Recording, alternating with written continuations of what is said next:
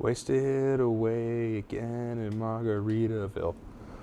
Welcome into the episode 3 of season 25 of Laker Connections. I'm Kenny Gerard. This is Lucas McGarry. And Lucas, we're on the verge of spring break. Oh, yeah. We're finally here. Ready for it. We're getting old. How you doing? We are. I'm excited for spring break. Yeah, me too. I am super tired, and I want to go relax on a beach. I'm sure we'll talk about spring break a little bit later. But I'm also sure of that as well. I guess we'll get right into it, huh? Absolutely. Let's do it. Might as well. Well, Lucas, all good things must come to an end, and that is where we currently stand with hockey. The men's ice hockey team season ended in Geneva, New York this past Saturday. I can't even read that.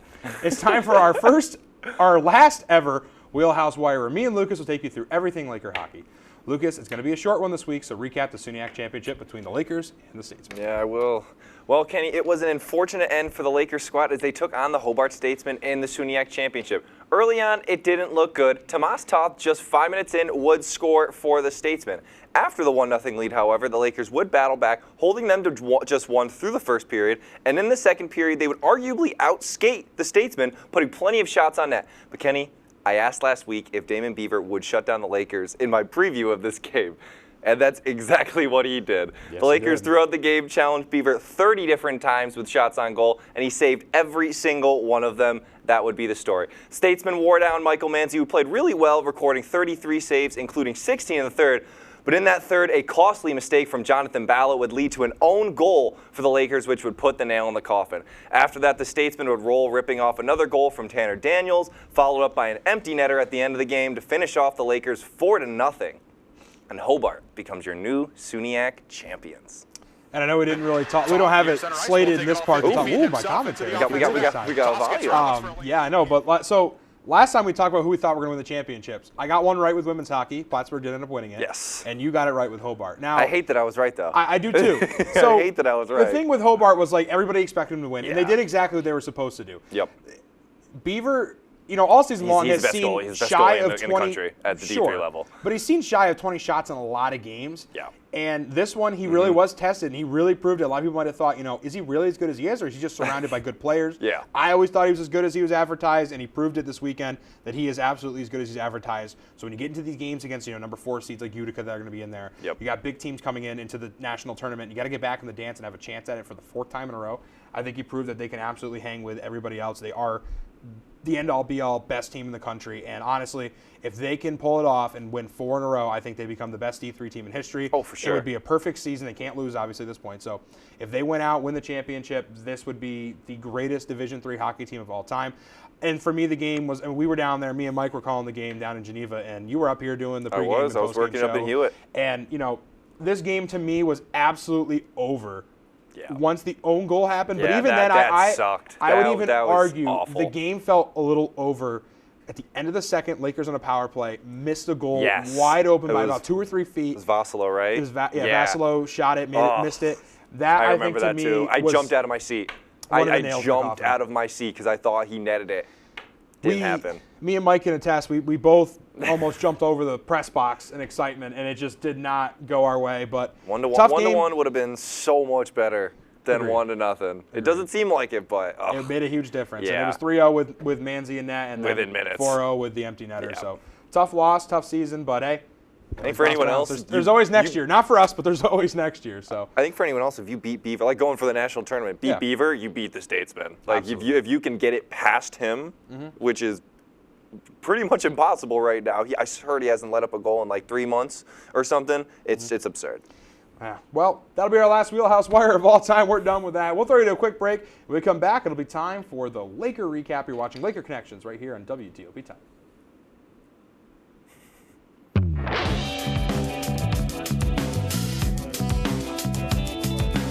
Yeah. Oh, our mic's still on. My mic's still on. Yeah, hello.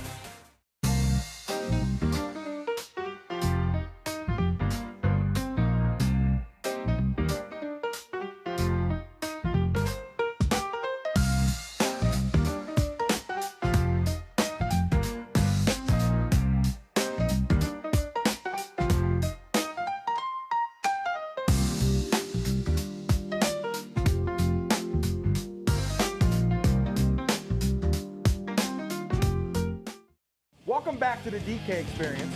Go back to your job. Every NFL fan has played for the last 15 games. Maybe. Writing a letter to the NFL fans? Get out of here with that. Let me finish. No, finish. Stop.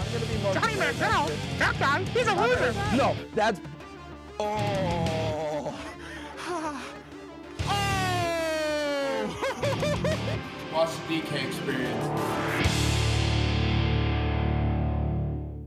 Is there anything interesting happening in here? Joe, is there anything interesting happening in here? Yes, there is some interesting stuff tonight. We're doing our weather outside. Oh, okay. Our I don't quick care. weather. Never mind. Let's see how sorry it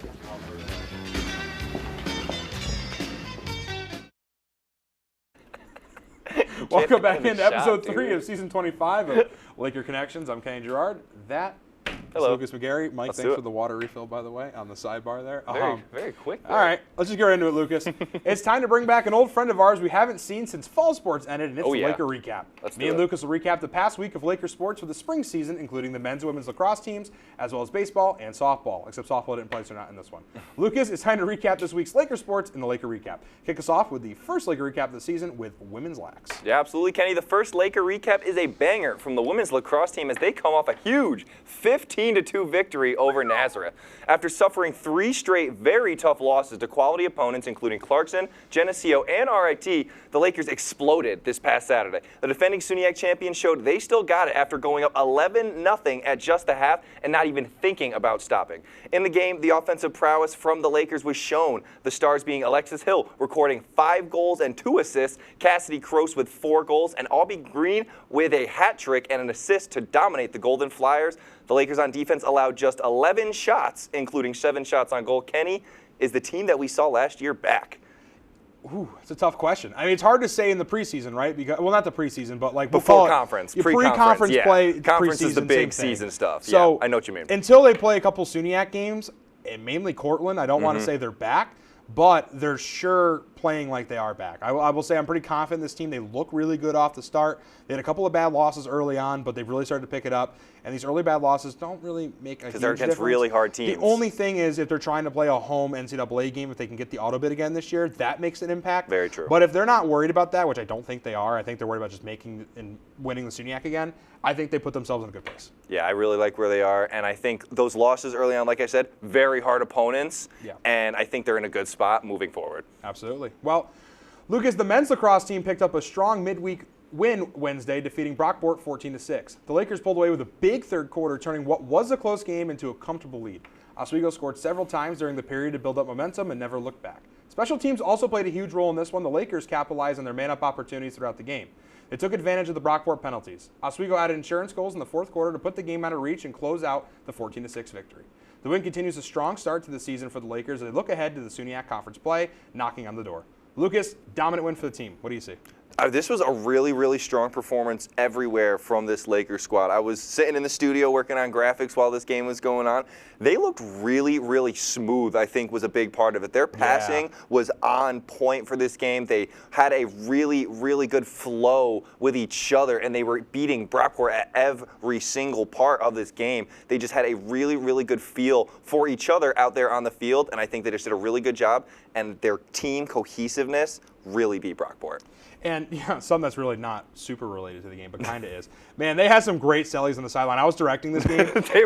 There was one in the third quarter. We didn't put it in the VO. It's not in here, but they had one of their players, I forget, number 0. They had him on the back of his jersey. He's like, I was like, dude, what is going on? I saw They're that having fun. too, and they were having a good time. And that's also something that you need. You don't want to be serious and strict. Having fun and being loose is another huge part of being on a good team. You need to have good team vibes, good team chemistry.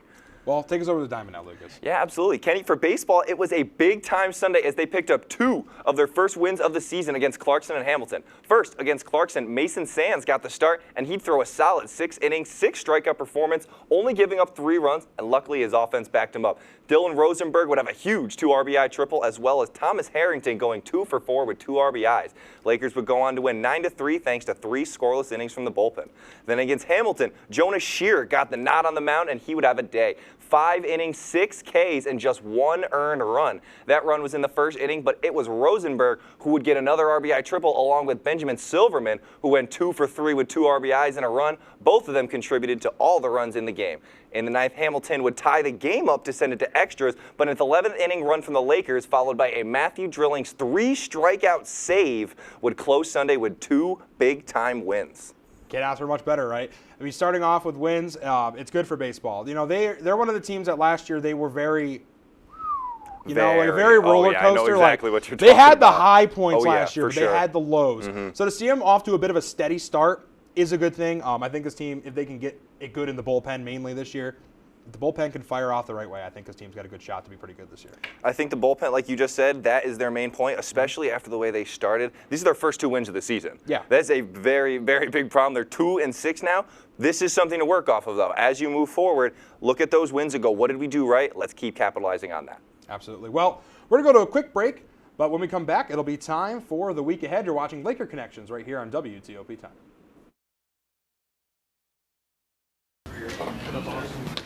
I saw bread, and I want some bread.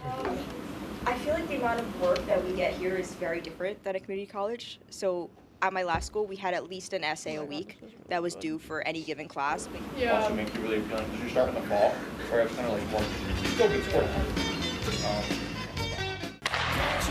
If it's hockey, It's what they score! it's on Hockey Talk. It's over! Join Rob Finger and his panel of guests. Their behavior against easy teams. How do you lose to the Bruins twice? As they take you through the hockey world. We welcome you with open arms. Tune into Hockey Talk, Mondays at 9:30 after East Coast hockey games. Only on WTOP.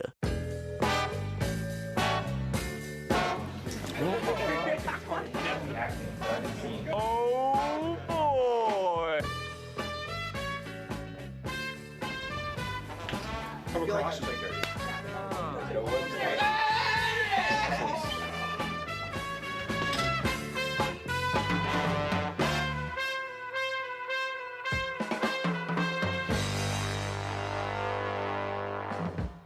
Good evening and welcome to Jeopardy. I am your host, Joe. Hello, Simon. Joe is at this place. And I'm very concerned to see what Piper's answer is here. Sorry, it's a 98-page rule book. You guys are stumped still? Joe, I'm going to sound like a little snob here. It was not founded by Ray Kroc.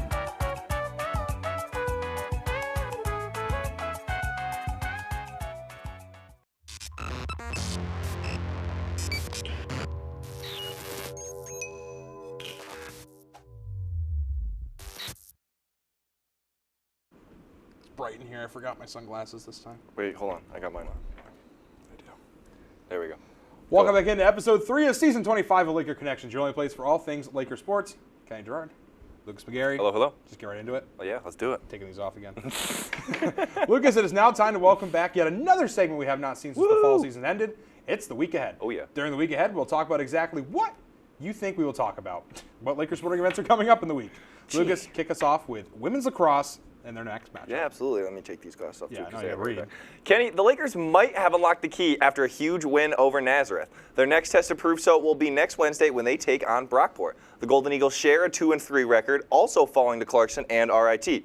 The Lakers are led by Alexis Hill, who's already up to 19 goals and 25 points, both ranked second in the SUNYAC. Cassidy Kroos adds some more elite scoring with 12 goals of her own. Meanwhile, their defense is allowing just 7 goals a game while averaging 13 goals a game against.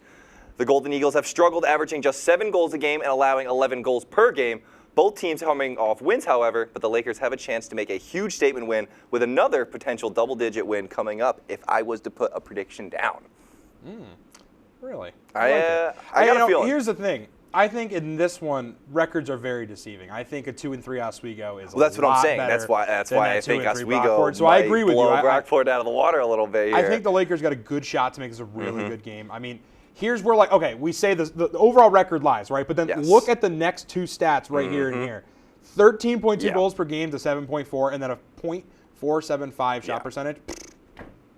It's very impressive. They've been shooting really ridiculous numbers so far. They've just been playing really hard teams. That's why and the that's record. what you expect from a SUNYAC champion. And these stats come from teams that are difficult. So now imagine they get into SUNYAC, they play a couple teams they know they can beat, as long as they don't, fall back on, we could beat these guys. And as long as they just play their game, I think they'll be fine. So, like you said earlier, I think they just got to worry about Cortland and maybe a couple other those top teams in the SUNYAC, maybe New Paltz. Yeah, New Paltz is true. Yeah, just so the other teams that maybe give them problems. But those low SUNYAC teams, take care of them with ease.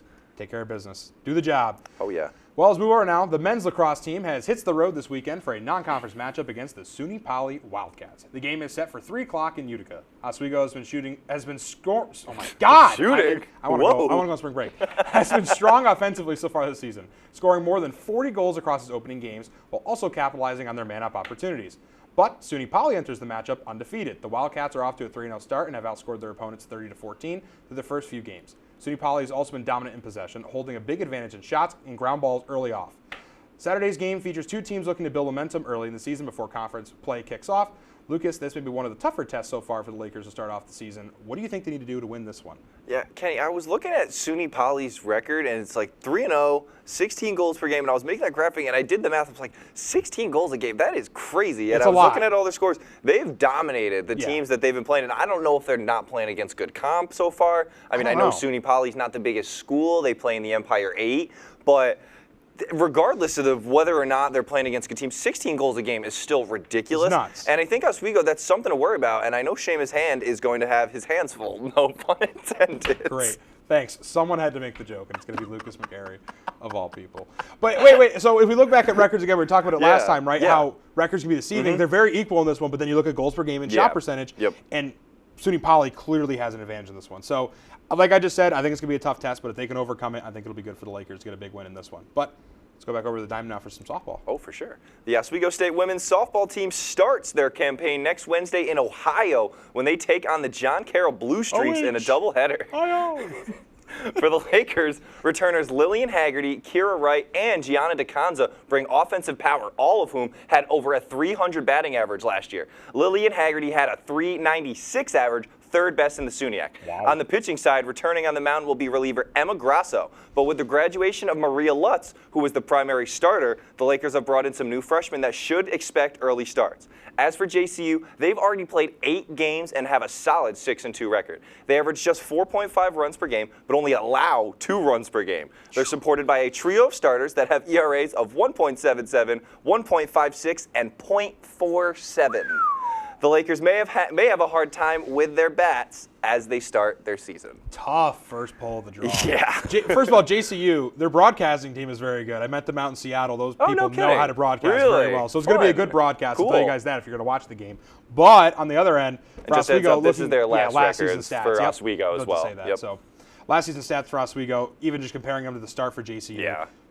Man, it's going to be tough. If Oswego can pick up a win here, though, that's awesome. Massive. If they can beat a team like JCU and just knock them off early on, that's huge momentum for this Lakers team, but it's going to be an uphill battle. And I don't think anyone's for sure. I mean, the softball team, this is first game of the season, everything to prove and everything to gain. If you can pick up 2 big-time wins here, and even 1 big-time win against a team like this, that is so much momentum coming out of just the first weekend and so much bright stuff to look at ahead.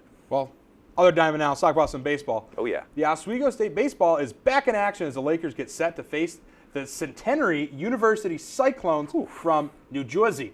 The Lakers enter the matchup looking to build momentum early in the season after a solid start that has included strong pitching and timely hitting. Offensively, the Lakers have also been aggressive on the base pass, using speed and small ball to generate runs throughout the lineup. Sorry, you took a picture. The Cyclones come with momentum of its own. The Cyclones recently picked up a walk-off win over SUNY New Paltz thanks to a late grand slam, showing their ability to produce clutch offense late in games. Both teams looking to continue the strong start.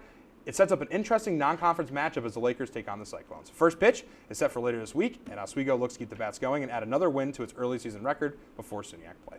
Lucas, the game is taking place in Maryland this weekend as a whole weekend of action is on the docket. What do they have to do to start off with a win?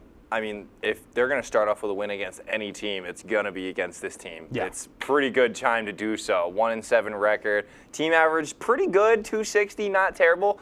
But that team ERA coming off a good win, though, I will say. They are coming off a good win, but that team ERA is absolutely abysmal. Rough. And I don't know how much of that is added in from people who haven't pitched that much. But regardless of the fact, if the Lakers can get their bats going, which I know they have so far, they've done a really good job of scoring runs right off the bat. Oh, God damn, no pun intended again. Oh my God, that was completely on accident, I promise. But if this is a really good team to get a good quality win against for the Lakers and bring that 2-6 record to a looks a little bit better 3-6. Yeah. Well, I try to give my flowers to both these teams, but I think they both are coming off a good start. So we'll see how it goes. We're going to go to a quick break, but when we come back, it'll be time for Lakers Showdown. You're watching Laker Connections right here on WTOP 10. Got you this time. I'm scared of Joe with a bat. Okay. Okay. Let me show you because your team is a filthy. You don't know how to score, right? Yeah. Ready? Yeah. Just like that. That's actually. Let me show you the Bronx Bomber way of doing it. Ready? Ready? I swear to God. Oh my God. Everyone. All right, put the bat down. All right. The number's like. Sorry, Joe. You're right. Sorry.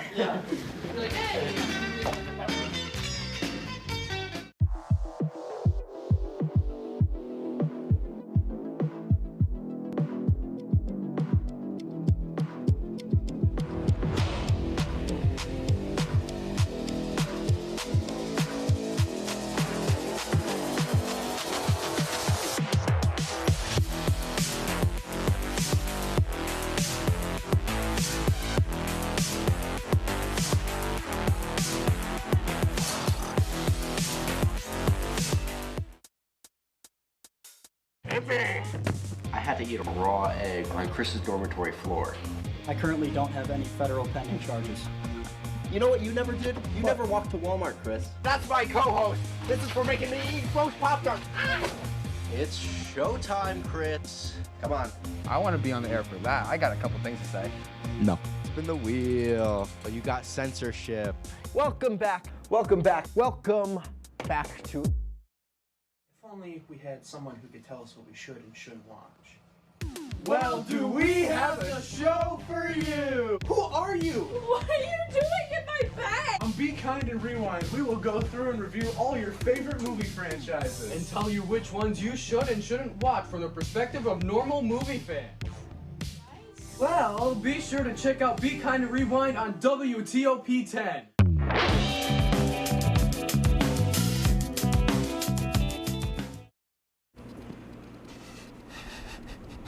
Oh, come on, guys. Sorry.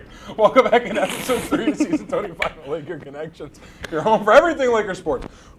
Lucas, it's time to welcome our Laker Showdown moderator, Mr. Michael Neckers. Now, Mike, why don't you explain to those at home what a Laker Showdown is? Well, guys, Laker Showdown is exactly as it sounds. A showdown between two of the best Laker sports minds this school has to offer.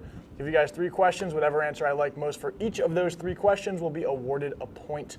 The best 2 out of 3, and the winner gets bragging rights until next week. Lucas, you're currently ahead 2-0. So, first question with winter sports all over. We're going to start with the men's side. Who was your MVP for the Oswego men's hockey team this season? Kenny, take it away. Matt McQuaid. He had a rough start. He's a senior, so he's not going to be back. So I was going to say Vassalo, who leads the team in goals or points. But McQuaid had a really tough start to the season. He really came back late. He showed up when it matters. When we got into the playoffs, he performed really well. So I think McQuaid deserves his flowers. He's been here for 4 years. I think he was the MVP of the hockey team this season.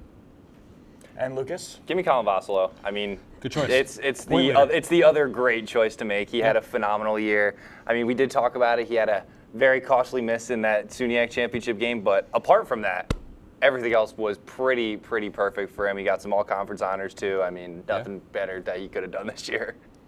Oh, now you're recording it. I forgot to record it. I see the blinking you were staring at me. I was like, what are you doing? Well, guys, you gave me pretty much the 1A and 1B answers on this one. Sure. Kind of what I expected.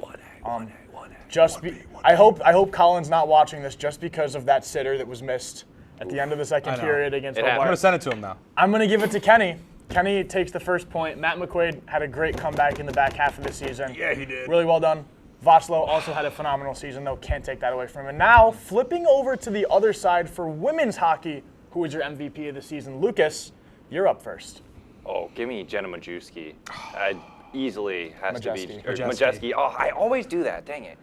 I always mess it up. But regardless, Jenna Majeski, she had a phenomenal year and really carried the Lakers, I feel like, all throughout the season. They used her as someone that they could mount some comebacks off of, use that you as someone to build momentum off of, and it was a really fun year to watch. I'll show my TOP bias. Tilly Petrick, because she scored in the SUNYAC semifinals. She did. The only goal scorer for Oswego. She did. Plus, who can play hockey and commentate hockey? Not many people I know. I'm going to go with Tilly, and she's been doing it longer than the other person we had doing it, so I'm going to go with Tilly.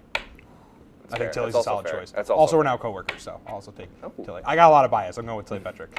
MVP all the way. Tilly's a great choice. Two great answers. I'm going to go with Lucas on this one. I think Jenna Majeski had a phenomenal season. Deserves. Really was one of the leaders again, for this team. Her alongside Helen Van Dam.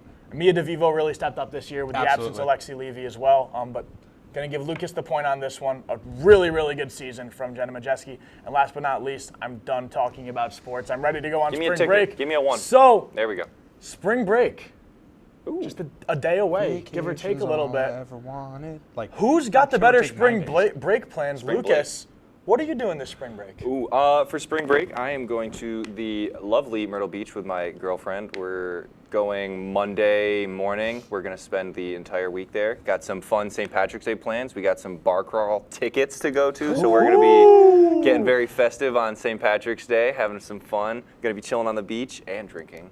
And because we're 21, we can say it on air now. Yeah! Dang it! But I'm going to have a lot of fun on Myrtle Beach, chilling on the beach, doing a lot of nothing really besides eating, lounging, relaxing, and having a great time. You would have a great time. Great time. That was horrible. And Kenny, how about you?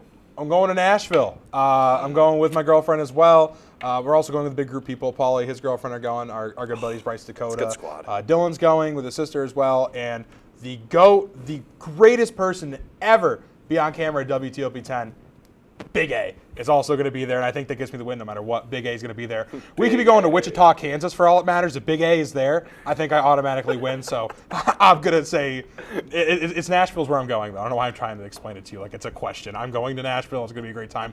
Also going to be there on St. Patrick's Day. Also going to be doing a bar crawl on St. Patty's Day downtown in Nashville. Love that.